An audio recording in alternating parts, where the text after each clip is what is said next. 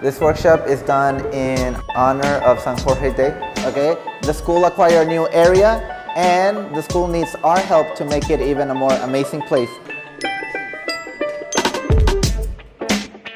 I thought that it was a really cool idea to use the 3D pens to give an experience of how to use them, how they work.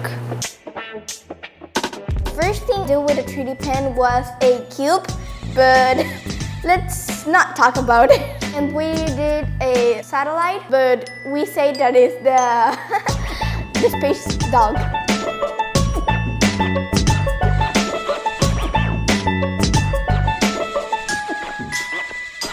Then we did the new space for the San Jorge.